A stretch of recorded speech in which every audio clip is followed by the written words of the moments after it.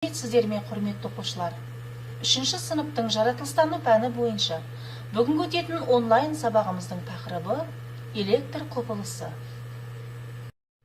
Сабақтың мақсаты электр энергиясы көздерін анықтау, маңызды ғылыми жаңалықтар мен олардың адамның күнделікті өміріне әсері туралы әңгімелеу, қарапайым электр тізбегінің сызбасын жинау. Бағалау критерийлері электр энергиясы көздерін анықтайды, маңызды ғылыми жаңалықтар мен олардың адамның күнделікті өміріне әсері туралы әңгімелейді, қарапайым электр тізбегінің сызбасын жинайды. Оқулықтағы 68-ші беттегі бірінші тапсырмаға назар аударыңыздар. Бірінші тапсырма сұрақ жауап. Электр құбылысын біз жанды табиғаттан да, жансыз табиғаттан да кездестіреміз.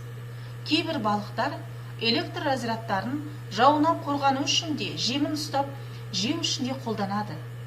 Анағұрлым әлсіз электр разрядтары оларға бір-біріне хабар беруге, айналасын бағдарлауға көмектеседі. Жайының электр зарядын шығаратын мүшелері денесінің бойында орналасқан. Семсер балық Амазонка өзенінің тұщы суында тіршілік ететін балық.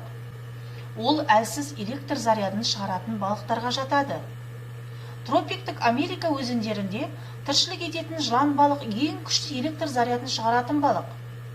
Ол адам өмірі үшін өте қауіпті. Тұмсықты балық, тұщы су балығы. Ол Африканың лай суларында тіршілік етеді. Тұтас қанаттар жемтігінің өзінің электр разрядтарымен жансыздандырады. Сен білесің бе, айдарын мұқият тыңдаңыздар. Семсер балық пен тұмсықты балықтың аттары ғана ерекше емес, олардың қабілеттері де таңғаларлық. Бұл балықтар маңайындағы заттарды ажырату үшін электр сигналдарын қолданады. Сұраққа жауап беріңіздер. Бірінші сұрақ: жануарлар туралы не біле алдым? Екінші сұрақ: жануарларға электр зарядын шығару не үшін қажет деп ойлайсың? Үшінші сұрақ: мұны олар қандай жағдайда жасайды? Осы тапсырмадан шығатын дескриптор. Электр энергиясы көздерін анықтайды. Жануарлардан электр заряды бөлінетінін біледі. Құрметті оқушылар, келесі тапсырмаға көшпес бұрын видео материал ұсынамын. Мұқият назар салып тыңдаңыздар.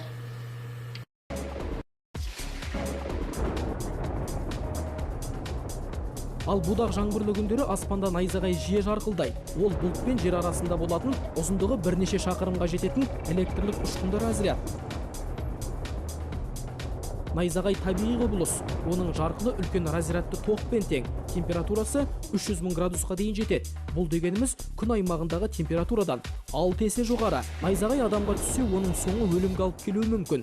Жыл сайын әлемде найзағайдың кесірінен 3000 адам қайтыс болады екен. Естеріңізде болсын. Жасын биік ғимараттарға және жылтыр заттарға түседі. Ең дұрысы, жаңбырлы күндері күн күркіресе, сыртқа шықпағаныңыз дұрыс.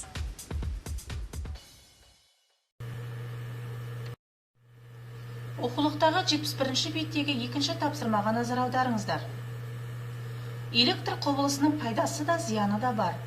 Қауіпті табиғи құбылыстың бірі ол найзағай. Аспанды қара бұлт жапқан кезде онда электр заряды шоғырланады.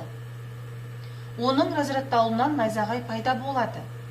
Ол өрт тудыруы мүмкін. Найзағай үнемі биік заттарға түседі. Мысалы, ол айдаладағы жалғыз өсіп тұрған ағашқа түсуі мүмкін. Сондықтан күн күркіреп, жауын жауғанда ағаштың астында тұруға болмайды. Сұрақтарға жауап береміз. Бірінші сұрақ: сен қалай ойлайсың? Екінші сұрақ: найзағай қай кезде болады? Үшінші сұрақ: найзағай неліктен қауіпті? Төртінші сұрақ: ол қандай зиян тигізуі мүмкін? Бесінші сұрақ: найзағайдан қалай қорғануға болады? Сұрақтарға жауап беріп, пікір білдір. Осы тапсырмадан шығатын дескриптор. Неліктен найзағай жарқылдайтынын түсінеді. Электр құбылысын түсінеді. 69-ші беттегі 3-ші тапсырмаға назар аударыңыздар. Айырмашылығын тап. Әр суретте электрлендіру қандай жұмыс атқарып тұр? қандай жағдайда ол пайдалы, ал қандай жағдайда зиянды?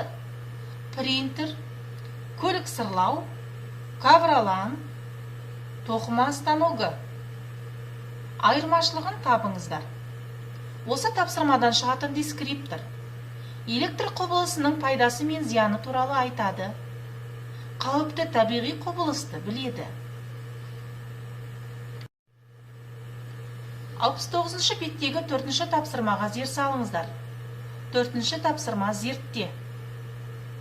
Күрішті пияз қабықтарынан қалай тазалап алуға болады? Оған қандай құбылыс көмектеседі? Осы тапсырмадан шығатын дескриптор маңызды ғылыми жаңалықтар мен олардың адамның күнделікті өміріне әсері туралы әңгімелейді. 71-ші беттегі 5-ші тапсырма дәптермен жұмыс. Бүгінгі тірек сөзді және есте сақта қағидасын дәптерге жазыңыздар.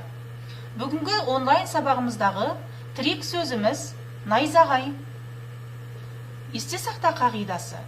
Найзағай барлық тіршілік иелері үшін өте қауіпті.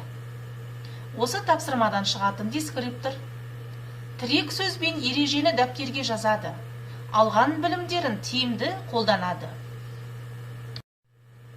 Құрметті оқушылар, бүгінгі онлайн сабағымыздан алған әсерлеріңізді бөлісіп, кері байланыс жасаңыздар.